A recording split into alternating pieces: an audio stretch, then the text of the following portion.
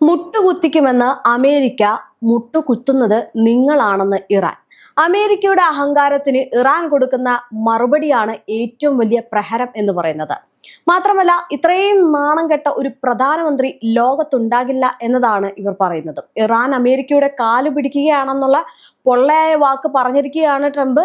ഇപ്പോൾ ഇറാന് യുദ്ധം അവസാനിപ്പിക്കണം, അതിനവർ കാല് പിടിക്കുകയാണ് എന്നൊക്കെ ട്രംപ് പറയുമ്പോൾ സത്യത്തിൽ ആർക്കാണ് പേടി എന്നതുകൂടി ഓർക്കണം. ഇനി സ്വന്തം ജനം ട്രംപിനെതിരെ നിൽക്കുന്നതും വലിയൊരു ഭീഷണിയാണ്. ഇതെല്ലാം പോട്ടെ, ഈ ഒരു കാര്യം ട്രംപ് പറഞ്ഞപ്പോൾ മറുവശത്ത് ചിന്തിക്കേണ്ട ഒരു കാര്യം എന്ന് പറയുന്നത്, ആരാണ് യുദ്ധത്തെ പേടിക്കുന്നത് എന്നത്. അതുകൊണ്ടാണല്ലോ 5 ദിവസത്തെ വെടിനിർത്തലിന് ആഹ്വാനം ചെയ്തത്. ഇത് ഇറാൻ ചെയ്തതാണോ ഈ ഒരു ആഹ്വാനം? അല്ല, അമേരിക്ക തന്നെയാണ് 5 ദിവസത്തെ ഇടവേള ചോദിച്ചത്. എന്തിനു വേണ്ടിയിട്ട്? അവരുടെ ആയുധങ്ങളും അല്ലെങ്കിൽ അവരുടെ ഉപരോധ മാർഗങ്ങളും അവരുടെ സാമ്പത്തികവും ഒക്കെ ഒന്ന് നഷ്ടപ്പെട്ടത് തിരിച്ചൊന്ന് ലെവലിലേക്ക് നിർത്താൻ വേണ്ടിയിട്ട് 5 ദിവസത്തെ സമയം അമേരിക്കയ്ക്ക് വേണ്ടി വന്നു. അപ്പം ഈ യുദ്ധത്തിൽ അടിയറവ് പറഞ്ഞിരിക്കുന്നത് ആരാണ്? അമേരിക്ക ആണെന്ന് പറയേണ്ടി വരും. ഈ അമേരിക്ക ഇത്തരം കാര്യങ്ങൾ പറഞ്ഞിട്ടാണ് അവസാനം പറഞ്ഞേക്കുന്നത് ഇറാൻ കാല് പിടിക്കുകയാണ്, ഇറാന് ഈ ഒരു യുദ്ധത്തിൽ താല്പര്യമില്ല, എല്ലാ കാര്യങ്ങൾക്കും അടിയറവ് വെച്ച് ഇപ്പോൾ യുദ്ധം നിർത്താനുള്ള കാല് പിടിക്കുകയാണ്, അതിനുവേണ്ടി ചർച്ച നടത്താനൊക്കെ ഒരുങ്ങുകയാണെന്നാണ് ഈ ട്രംപ് പറയുന്നത്. ലോകത്തെ മുഴുവൻ തെറ്റിദ്ധരിപ്പിച്ച് യുദ്ധം നടത്തുന്ന ചതി രീതിയാണ് ട്രംപിനുള്ളത് എന്നിട്ടാണ് ഇക്കാര്യം പറയുന്നത്. എന്തായാലും ഇറാൻ ഭരണകൂടം സമാധാന കരാറിനായിട്ട് യാചിക്കുകയാണെന്നും യുദ്ധത്തിൽ അമേരിക്ക വിജയത്തിന്റെ പാതയിലാണെന്നും ഡൊണാൾഡ് ട്രംപ് പറയുകയാണ്. ഇത് എത്രത്തോളമാണ് സത്യം എന്നുള്ളത് എല്ലാവർക്കും അറിയാവുന്ന ഒരു കാര്യമാണ്. ഇന്ന് റിപ്പബ്ലിക്കൻ നാഷണൽ കോൺഗ്രസ് കമ്മിറ്റി യോഗത്തിൽ സംസാരിക്കവെയാണ് ട്രംപിന്റെ ഈ ഒരു അല്ലെങ്കിൽ ഇറാനെ പറ്റിയുള്ള ഒരു സൂചന നൽകുന്നത്. എന്നാൽ ചർച്ചകൾക്കില്ല എന്ന നിലപാടിൽ ഉറച്ചു നിൽക്കുന്ന ഇറാനെയാണ് കാണാൻ സാധിക്കുന്നത്. ഇസ്രായേലിനെയും പശ്ചിമേഷ്യയിലെയും അമേരിക്കൻ കേന്ദ്രങ്ങൾക്ക് നേരെ അതിശക്തമായിട്ടുള്ള ആക്രമണം തുടരുകയാണ്. ഇതാണ് ഇറാന്റെ മറുപടി എന്ന് പറയുന്നത്. 8 യുദ്ധങ്ങൾ അവസാനിപ്പിച്ചു താൻ ഇറാനിൽ വൻ വിജയം കൈവരിച്ചിരിക്കുകയാണെന്ന് ട്രംപ് അവകാശപ്പെടുകയാണ്. ഇറാന്റെ നേതാക്കൾ സമാധാന കരാറിനായിട്ട് അതിനായി ആഗ്രഹിക്കുന്നുണ്ട്. എന്നാൽ തങ്ങളുടെ തങ്ങളെ വധിക്കുമോ എന്നുള്ള ഭയത്തിലും അല്ലെങ്കിൽ അമേരിക്കയോടുള്ള പേടി നിമിത്തവുമാണ് അവർ അത് പുറത്തു പറയാത്തത് എന്നാണ് ട്രംപ് അവകാശപ്പെടുന്നത്. ലോകത്ത് ഒരു ഭരണാധികാരിയും ആഗ്രഹിക്കാത്ത അത്രയും സമ്മർദ്ദത്തിലാണ് ഇറാൻ തലവൻ എന്ന് ട്രംപ് അവകാശപ്പെടുകയാണ്. ഇത് സത്യത്തിൽ ആരാണ് എന്ന് ജനങ്ങൾക്കറിയാം. കാരണം അത്രയേറെ പ്രഹരം ജനങ്ങളുടെ ഭാഗത്ത് നിന്നും ഈ ട്രംപിന് ഏൽക്കുന്നുണ്ട്. അതായത് നോക്കിക്കേ, ഒരു ഭരണാധികാരിയും ആഗ്രഹിക്കാത്ത അത്രയും സമ്മർദ്ദത്തിലാണെന്ന് ഇറാൻ തലവനാണെന്ന് ട്രംപ് പറയുമ്പോൾ ശരിക്കും ഇറാന്റെ ജനങ്ങൾ ഇറാനെതിരെ തിരിയുന്നില്ല, പകരം ട്രംപിന്റെ ജനങ്ങൾ ട്രംപിനെതിരെ തിരിയുന്ന ഒരു സാഹചര്യം ഉണ്ടാകുന്നു. അപ്പോൾ ഈ സമ്മർദ്ദത്തിലാകുന്ന തലവൻ ആരാണെന്ന് ചോദിച്ചു കഴിഞ്ഞാൽ തികച്ചും ട്രംപ് തന്നെയാണ്. അതുകൊണ്ടാണല്ലോ 5 ദിവസത്തെ ഇടവേള ചോദിച്ചതും കൂട്ടിനായിട്ട് ലോക രാജ്യങ്ങളുടെ കാല് പിടിക്കുന്നതും യുദ്ധത്തിൽ നിങ്ങൾ പങ്കുചേരണം എന്ന് പറയുന്നതും ഒക്കെ ഈ ട്രംപാണ്. ഈ ഒരു നിലപാട് ഇതേവരെ ഇറാൻ സ്വീകരിച്ചിട്ടില്ല, തോൽവി സമ്മതിച്ചിട്ടില്ല. മാത്രമല്ല, ഈ പറയുന്നത് പോലെ മറ്റു രാജ്യങ്ങളുടെ കാല് പിടിച്ചിട്ടില്ല, മറ്റു രാജ്യങ്ങളോട് ഒന്നും തന്നെ അവകാശപ്പെട്ടിട്ടുമില്ല. ഇതെല്ലാം നിൽക്കുമ്പോൾ ഒറ്റയ്ക്ക് നിന്ന് പൊരുതി, ഒറ്റയ്ക്ക് നിന്ന് പോരാടി ഈ പറയുന്ന ഇസ്രയേലിനെ അമേരിക്കയും തോൽക്കുന്ന വക്കിലേക്ക് എത്തിച്ചിരിക്കുകയാണ് ഇറാൻ. എന്നിട്ട് ഈ ഇറാനെയാണ് ട്രംപ് ഇങ്ങനെ പറയുന്നത്. എന്തായാലും തോൽവി സമ്മതിക്കുക അല്ലെങ്കിൽ കൂടുതൽ ശക്തമായുള്ള ആക്രമണങ്ങൾ നേരിടുക എന്ന മുന്നറിയിപ്പാണ് അമേരിക്ക ഇറാന് നൽകിയിരിക്കുന്നത്. എന്നാൽ ട്രംപിന്റെ ഈ വാദങ്ങളെ തള്ളി ഇറാൻ യുദ്ധത്തിന്റെ 26ാം ദിവസം തങ്ങൾ നടത്തിയ സൈനിക നീക്കങ്ങളുടെ വിശദാംശങ്ങൾ പുറത്തുവിട്ടിരിക്കുകയാണ്. അവർക്ക് ഇതൊന്നും കേട്ട് ഇതിനുള്ള മറുപടി ഒന്നും കൊടുക്കാനുള്ള സമയമൊന്നും അവർക്കില്ല. അവരവരുടെ പ്രവൃത്തിയിലാണ് നടത്തുന്ന കാര്യങ്ങൾ. മാത്രമല്ല, അവര് ഇത്തരം വാദങ്ങൾ പാടെ തള്ളിക്കളയുകയാണ്. ഇതിനെതിരെ പോയി വലിയ വിവാദങ്ങളും ചർച്ചകളും ഒന്നും ഇറാൻ ഉണ്ടാക്കാനുള്ള സമയം ഇറാനില്ല. അതുകൊണ്ട് ഇറാൻ ഇത്തരം വാദങ്ങൾ തള്ളി പകരം അവരുടെ പ്രവൃത്തിയിലേക്ക് ഏർപ്പെടുകയാണ്. അത്തരം പ്രവൃത്തിയുടെ വിശദാംശങ്ങൾ പുറത്തുവിടുകയാണ്. ഇനി നോക്കാം, ഇസ്രയേലിലെ ഹൈഫ, ഡിമോണ എന്നിവയുൾപ്പെടെ 70-ലധികം കേന്ദ്രങ്ങളിൽ മിസൈൽ ആക്രമണം നടത്തിയതായിട്ട് ഇറാൻ സൈന്യം അവകാശപ്പെടുകയാണ്. കൂടാതെ മേഖലയിലെ അമേരിക്കൻ സൈനിക സാന്നിധ്യത്തിന് നേരെയും കടുത്ത ആക്രമണം ഉണ്ടായി. ജോർദാനിലെ അൽ അസ്രഖ്, ബഹ്റൈനിലെ ഷെയ്ഖ് ഈസ, കുവൈത്തിലെ അൽ അലി, സലേം, അരിഫ് ജാൻ എന്നീ US ബേസുകൾ ലക്ഷ്യമിട്ടതായിട്ടും ഇറാൻ അറിയിക്കുകയാണ്. ബഹ്റിന് മുകളിൽ വെച്ച് അമേരിക്കയുടെ F-80 യുദ്ധവിമാനം വെടിവെച്ചത് വെടിവെച്ചിട്ടതായിട്ടും US എബ്രഹാം ലിങ്കൻ വിമാനവാഹിനി കപ്പലിൽ മിസൈൽ ആക്രമണത്തെ തുടർന്ന് സ്ഥാനം മാറേണ്ടി വന്നതായിട്ടും ഇറാൻ അവകാശപ്പെടുകയാണ്. കാരണം ഇറാൻ ഇവർക്ക് കൊടുക്കുന്ന മറുപടി എന്ന് പറയുന്നത് ഇറാന്റെ ആക്രമണത്തിൽ അമേരിക്കയ്ക്ക് എന്തൊക്കെ നഷ്ടങ്ങളുണ്ടായി, അമേരിക്ക ഏറ്റവും അത്യാധുനികം, ഏറ്റവും പ്രിയപ്പെട്ടത്, ഏറ്റവും പ്രഹരശേഷിയുള്ളത് എന്ന് പറയപ്പെടുന്ന ഈ അന്തർവാഹിനി കപ്പലുകൾ, യുദ്ധവിമാന കപ്പലുകൾ, അതുപോലെ തന്നെ അവരുടെ അയൺഡോം, ഇതൊക്കെ നശിപ്പിക്കുന്ന രീതിയിലേക്ക് ഇറാൻ മുതിരിട്ട് ഇറങ്ങുകയാണ്. അതിന്റെ തെളിവുകൾ ഇറാൻ പറയുകയാണ്. എന്തായാലും ഈ വിമാനം തകർന്നു എന്ന ഇറാന്റെ വാദം അമേരിക്കൻ സെൻട്രൽ കമാൻഡ് നിഷേധിച്ചിട്ടുണ്ട്.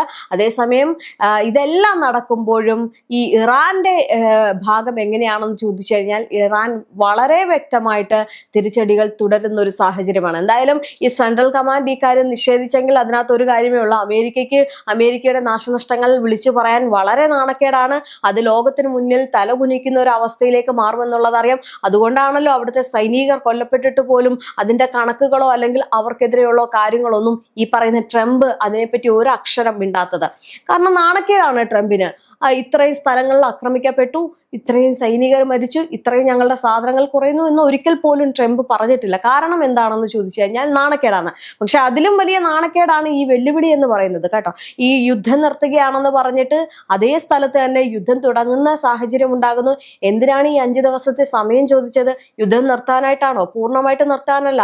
അത് അമേരിക്കയുടെ നാടകമാണെന്ന് ഇറാൻ അറിയാം. അതുകൊണ്ട് തന്നെയാണ് ഇറാൻ യുദ്ധം അവസാനിപ്പിക്കാനും ഈ ചർച്ചകൾക്കൊന്നും യാതൊരു തരത്തിലുള്ള സമീപനം കൊടുക്കാത്തതും. ഈ ചർച്ചകൾ നടത്തുന്നു, ഉന്നതനായിട്ടുള്ള ഇറാന്റെ ഉന്നത നേതാവിനെ കാണുന്നു എന്നൊക്കെ ട്രംപ് പറയുന്നുണ്ട്. പക്ഷെ ഇതൊന്നും സത്യത്തിൽ നടന്നിട്ടില്ല എന്നതാണ് മറ്റൊരു കാര്യം എന്ന് പറയുന്നത്. ഇതെല്ലാം നടക്കുമ്പോൾ ഹോർമുസ് കടലിടുക്കിലെ സംഘർഷങ്ങളെ തുടർന്ന് ആഗോള എണ്ണ വിതരണത്തിൽ തടസ്സമുണ്ടായതോടെ ലോകമെമ്പാടും ഇന്ധനവില കുതിച്ചുയരുകയാണ്. ഇത് അമേരിക്കയ്ക്ക് വലിയ പ്രതിസന്ധി ഉണ്ടാക്കിയിട്ടുണ്ട്. ഇതാണ് ഈ 5 ദിവസത്തിലെ മറ്റൊരു കാര്യം എന്ന് പറയുന്നത്. എന്തായാലും ഇത് പരിഹരിക്കാൻ അമേരിക്ക തങ്ങളുടെ തന്ത്രപ്രധാനമായിട്ടുള്ള എണ്ണ ശേഖരത്തിൽ നിന്ന് ഇന്ധനം പുറത്തുവിട്ടിട്ടുണ്ട്. അമേരിക്കൻ ചരിത്രത്തിലെ 2ാമത്തെ വലിയ കരുതൽ ശേഖരണമാണ് ഇപ്പോൾ വിപണിയിൽ എത്തിയിരിക്കുന്നത്. 2000 കപ്പലുകളും 20,000 ജീവനക്കാരുമാണ് നിലവിൽ ഹോർമുസ് കടലിടുക്കിൽ കുടുങ്ങിക്കിടക്കുന്നതും. മാത്രമല്ല ഈ ഒരു അവസരത്തിൽ ഏത് നിമിഷവും എന്തും സംഭവിക്കാം എന്ന നിലയിലേക്ക് മാറിയിട്ടുണ്ട്. അപ്പൊ ആരാണ് അവിടെ ഭയപ്പെടുന്നത്? ട്രംപിനെ സംബന്ധിച്ചിടത്തോളം ട്രംപിന് അങ്ങനെ വലിയ കൂസലൊന്നും ഇല്ല. എങ്ങനെയെങ്കിലും പണം കടം മേടിക്കുക, അതിനുശേഷം കുറച്ച് ജനങ്ങളെ അല്ലെങ്കിൽ സൈനികരെ അങ്ങോട്ട് യുദ്ധത്തിന്റെ അതിർത്തിയിലേക്ക് കൊടുത്തുവിടുക, അവര് മരിച്ചു കഴിഞ്ഞാൽ അവരെന്തോ ആവട്ടെ എന്നുള്ള രീതിയിൽ നിലപാട് സ്വീകരിക്കുന്ന ട്രംപിനെയാണ് കാണാൻ സാധിക്കുന്നത്. അവർക്കെതിരെ യാതൊരു തരത്തിലുള്ള ശബ്ദം ഇതുവരെ ഉയർത്തിയിട്ടില്ല എന്ന് വേണം പറയാൻ. കാരണം അവരെ കണക്ക് പോലും പറയാനോ അല്ലെങ്കിൽ അവിടെ അങ്ങനെ ഒരാൾ കൊല്ലപ്പെട്ടെന്ന് പറയാൻ പോലും ഈ പറയുന്ന അമേരിക്കയ്ക്ക് വലിയ ബുദ്ധിമുട്ടാണ്. അപ്പൊ അത്തരത്തിൽ കാര്യങ്ങൾ ഈ അമേരിക്കയുടെ ഭാഗത്തുനിന്ന് ഉണ്ടാകുകയാണ്. ട്രംപിന് അത്ര വലിയ പറയുന്നത് പോലെ തന്നെ വലിയ ബന്ധങ്ങളോ അല്ലെങ്കിൽ അത്തരം ഒരു സഹിഷ്ണുതയൊന്നും അവിടുത്തെ ജനങ്ങളോട് ഇല്ല എന്ന് വേണം പറയാൻ. എന്തായാലും ഇസ്രായേലിന് പുറമെ ലെബനാനിലെ സംഘർഷം രൂക്ഷമാണ്. ടെലവീവിലെ ഇസ്രായേൽ മിലിറ്ററി ഇന്റലിജൻസ് കേന്ദ്രത്തിന് നേരെ ലെബനീസ് സായുധ സംഘം മിസൈൽ ആക്രമണം നടത്തിയിരിക്കുകയാണ്. അതിനിടെ ദക്ഷിണ ലെബനിൽ ഇസ്രായേൽ തങ്ങളുടെ ബഫർ സോൺ വ്യാപിപ്പിക്കുകയാണെന്ന് ബെഞ്ചമിൻ നെതന്യാഹു അറിയിച്ചിട്ടുണ്ട്. ഇറാൻ അനുകൂല സായുധ സംഘങ്ങളെ നിയന്ത്രിക്കാൻ ഇറാഖിനോട് പശ്ചിമേഷ്യൻ രാജ്യങ്ങൾ ആവശ്യപ്പെട്ടു എന്നും പറയുന്നുണ്ട്. ഇറാൻ തൊടുത്തുവിട്ട മിസൈലുകളും ഡ്രോണുകളും Saudi Arabia, UAE, Bahrain, Kuwait എന്നീ രാജ്യങ്ങൾ ആകാശത്ത് വെച്ച് തന്നെ തകർത്തു എന്ന് പറയുന്നു. ഹോർമുസ് കടലിടുക്ക് ദീർഘകാലം അടച്ചിടുന്നത് ലോക സാമ്പത്തിക രംഗത്തെ തുടർന്ന് തകർക്കുമെന്നും ഐക്യരാഷ്ട്ര മുന്നറിയിപ്പ് നൽകിയാണ്. ഒരു പക്ഷത്ത് നോക്കിക്കേ, ഇറാൻ ഇത്തരം യുദ്ധങ്ങൾ നടത്തുന്നു. ഇറാൻ ഈ ഒരു കടലിടുക്ക് അടച്ചിടുന്നത് മൂലം എത്ര രാജ്യങ്ങൾക്കാണ് ഏറ്റവും കൂടുതൽ പ്രതിസന്ധി നേരിടുന്നത്? ഈ പ്രതിസന്ധി വരാൻ കാരണം ആരാണ്? ഇറാനാണോ? അല്ല, ഇറാനല്ല, അമേരിക്കയാണ് ഈ ഒരു പ്രതിസന്ധിക്ക് പിന്നിലാണെന്ന് നമുക്ക് ഉറച്ചു പറയാൻ കഴിയും. കാരണം ഈ 3ാം ഘട്ട ചർച്ചയ്ക്ക് ശേഷം അമേരിക്കയും ഇസ്രയേലും കൂടി ചതിയിലൂടെയാണ് ഇറാനെ ആക്രമിച്ചത്. ഇന്ന് ഇറാൻ തിരിച്ചടിക്കുമ്പോൾ ലോകം മൊത്തം സ്തംഭിക്കുകയാണ്. ഈ സ്തംഭനത്തിന് പിന്നിൽ അമേരിക്കയാണ് എന്നതിൽ സംശയമില്ലാതെ തന്നെ നമുക്ക് പറയാം.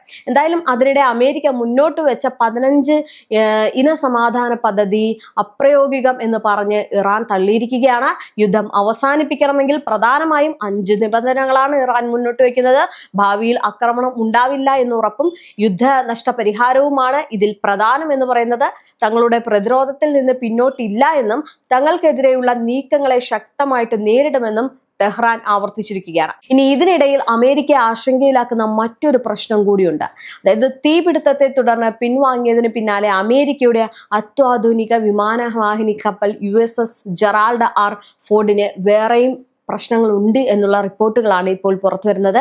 ഗ്രീസിലെ സൗഡ ബേ നാവിക താവളത്തിലാണ് അറ്റകുറ്റപ്പണികൾക്കായിട്ട് കപ്പൽ നങ്കൂരമിട്ടിരിക്കുന്നത്. തീപിടുത്തം മാത്രമല്ല തകരാറിന് കാരണമെന്നാണ് പെന്റഗൺ വൃത്തങ്ങളെ ഉദ്ധരിച്ച് ബ്ലൂംബർഗ് റിപ്പോർട്ട് ചെയ്യുന്നത്. അതീവ ഗൗരവമായിട്ടുള്ള മുതൽ സാധാരണ പ്രശ്നങ്ങൾ വരെ ഉണ്ട് എന്നാണ് റിപ്പോർട്ട്.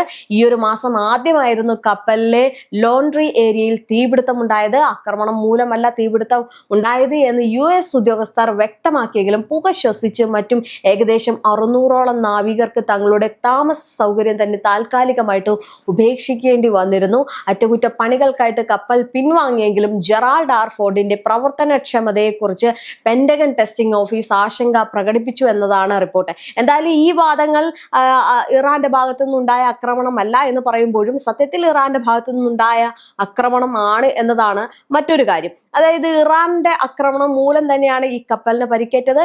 ഇത്രയും വലിയ അയൺഡോമും അന്തർവാഹിനി കപ്പലും അല്ലെങ്കിൽ യുദ്ധക്കപ്പലും ഒക്കെ വെച്ച് ഞങ്ങൾ വളരെ കരുത്തരാണെന്ന് പറഞ്ഞ് അമേരിക്ക ഒറ്റ നിമിഷം കൊണ്ട് വീഴ്ത്തിയതാണ് ഇറാൻ. എന്തായാലും വിമാനങ്ങൾ വിക്ഷേപിക്കുന്നതിനും തിരിച്ചറിയിക്കുന്നതിനുമുള്ള സാങ്കേതിക വിദ്യയുടെ വിശ്വസ്തതയിൽ സംശയമുണ്ടെന്ന് യുദ്ധവിമാനങ്ങളിലേക്ക് ആയുധങ്ങൾ എത്തിക്കുന്നതിനുള്ള എലിവേറ്ററുകൾ പലപ്പോഴും തകരാറിലാകുന്നുവെന്നും ബ്ലൂംബർഗ് റിപ്പോർട്ട് ചെയ്യുകയാണ്. അവരുടെ എല്ലാം നശിച്ചുകൊണ്ടിരിക്കുകയാണ്. അമേരിക്കയുടെ യുദ്ധ സംവിധാനങ്ങളെല്ലാം നശിച്ചുകൊണ്ടിരിക്കുകയാണ്. തങ്ങളുടെ ആക്രമണം ഉണ്ടായ കപ്പലിന് എത്രത്തോളം അതിജീവനക്കാരും ഉണ്ടാകും എന്നതിനെ കുറിച്ച് മതിയായ ഡേറ്റ ലഭ്യമല്ല എന്നും കപ്പലിന്റെ റഡാർ സംവിധാനങ്ങളെയും കർശനമായ നിരീക്ഷണത്തിലാണ് എന്നും ബ്ലൂംബർഗ് റിപ്പോർട്ട് ചെയ്യുന്നു. എന്തായാലും യുദ്ധകാലത്തെ തുടർച്ചയായിട്ടുള്ള ഉപയോഗത്തിൽ ഇവ എത്രത്തോളം വിശ്വസനീയമായിരിക്കും എന്നതിനെ കുറിച്ച് ചോദ്യങ്ങൾ ഉയരുന്നുണ്ട്. എന്തായാലും ഈ വിമാനവാഹിനി കപ്പലിന്റെ ദീർഘനാളത്തെ വിന്യാസം സേനയുടെ സമ്മർദ്ദം വർദ്ധിപ്പിച്ചിട്ടുണ്ട്.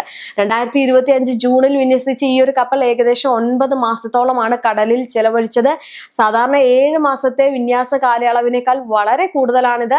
ഈ വെനസ്വലയുമായിട്ട് ബന്ധപ്പെട്ട ദൗത്യങ്ങൾ ഉൾപ്പെടെയുള്ള കരീബിയൻ തീരം മുതൽ മിഡിൽ ഈസ്റ്റ് വരെയുള്ള മേഖലകളിലായിരുന്നു കപ്പൽ ഉണ്ടായിരുന്നത്. എന്തായാലും ഈ കപ്പലിന് വലിയ പ്രഹരം ഉണ്ടായിട്ടുണ്ട് എന്നാണ് ബ്ലൂംബർഗ് ഇപ്പോൾ റിപ്പോർട്ട് ചെയ്യുന്നത്. ഇതെല്ലാം നടക്കുമ്പോൾ അമേരിക്കയ്ക്ക് ഏൽക്കുന്ന ഏറ്റവും വലിയ നഷ്ടം കൂടിയാണ് കേട്ടോ ഇത്. അമേരിക്ക പലപ്പോഴും പറയാറുണ്ട് ഞങ്ങൾക്ക് യാതൊരു വിധ പ്രശ്നമില്ല, ഞങ്ങൾ എല്ലാം കൊണ്ട് സന്നദ്ധരാണ് എന്ന് പറയുമ്പോഴും അമേരിക്കയ്ക്ക് എടുത്തു പറയാൻ ഇപ്പോൾ നല്ലൊരു ആയുധമില്ല എന്നതാണ് മറ്റൊരു കാര്യം. കാരണം അയൺ ഡോമിനെ പൊക്കി പിടിച്ച് അമേരിക്ക നടത്തിയ വാദങ്ങളെല്ലാം പൊളിഞ്ഞു. കാരണം അയൺ ഡോമിനെ ഇറാൻ തുളച്ചു കയറി അതിനെ നശിപ്പിച്ച് കളയുന്ന രീതിയിലുള്ള ആക്രമണം നടത്തിയിരിക്കുകയാണ്. അതുകൊണ്ട് ഇനി അമേരിക്കയ്ക്ക് ഏത് തരത്തിലുള്ള ഒരു ആയുധം, അത്രയും കരുത്തുറ്റ ആയുധം ഉണ്ടെന്ന് ഒരിക്കലും പറയാൻ സാധിക്കില്ല. കാരണം അത്രത്തോളം അമേരിക്കയുടെ പ്രഹരശേഷിയെല്ലാം ഇറാൻ മാറ്റിമറിച്ചിട്ടുണ്ട്. ഇറാനെ സംബന്ധിച്ചിടത്തോളം ഇറാൻ ഓരോ ദിവസവും ഓരോരോ അത്യാധുനിക ഉപയോഗങ്ങളുള്ള ഏറ്റവും കരുത്തേറിയ യുദ്ധ ഉപകരണങ്ങൾ അല്ലെങ്കിൽ വ്യോമ പ്രതിരോധ സംവിധാനങ്ങളുമാണ് ലോകത്തിന് മുന്നിൽ പരിചയപ്പെടുത്തുന്നത്. അതിലൊന്നായിരുന്നു ക്ലസ്റ്റർ ബോംബ് എന്ന് പറയുന്നത്. കഴിഞ്ഞ ദിവസം നമ്മൾ വാർത്തയിൽ പറഞ്ഞിരുന്നു ഡേർട്ടി ബോംബുകൾ ഒരുപക്ഷെ പരീക്ഷിച്ചേക്കാം. ഡേർട്ടി ബോംബ് എന്ന് പറയുന്ന അത്ര നിസ്സാരമായിട്ട് കാണണ്ട, പക്ഷേ അത് വലിയ ഒരു പ്രഹരശേഷിയുള്ളതാണ്. അത് ഒരു പ്രദേശത്തെ മുഴുവൻ അത് ബാധിക്കും. മാത്രമല്ല ഒരു 10-15 വർഷത്തോളം ആ ഒരു പ്രദേശത്ത് താമസിക്കാൻ കഴിയാത്ത വിധം അതിൻ്റെ ആ ഒരു പ്രശ്നങ്ങൾ ഉണ്ടായിരിക്കും എന്നതാണ് ഈ പറയുന്ന ഇറാൻ ഉദ്ധരിച്ച് മറ്റ് ഈ രാഷ്ട്രീയ നിരീക്ഷകരും അതിനെ ലോക വിദഗ്ധരും ഒക്കെ നോക്കിക്കാണുന്നത്. അപ്പൊ അങ്ങനെ ഒരു നീക്കം ഇറാന്റെ ഭാഗത്തു നിന്നുണ്ടായി കഴിഞ്ഞാൽ അമേരിക്കയുടെ പ്രദേശങ്ങളെല്ലാം വർഷങ്ങളോളം മൂടപ്പെട്ട് കിടക്കും എന്നതിൽ സംശയമില്ല. എന്തായാലും ഇപ്പോൾ ഇറാൻ ആ ഒരു നീക്കത്തിൽ പോകുന്നില്ല. പക്ഷെ എന്നിരുന്നാലും ഇറാനെ സംബന്ധിച്ചിടത്തോളം യുദ്ധങ്ങൾ മാത്രമാണുള്ളത്. ചർച്ചയ്ക്ക് ഇറാൻ തൽക്കാലം ഒരു അടിവര കൊടുക്കുന്നില്ല എന്നതാണ് സത്യം.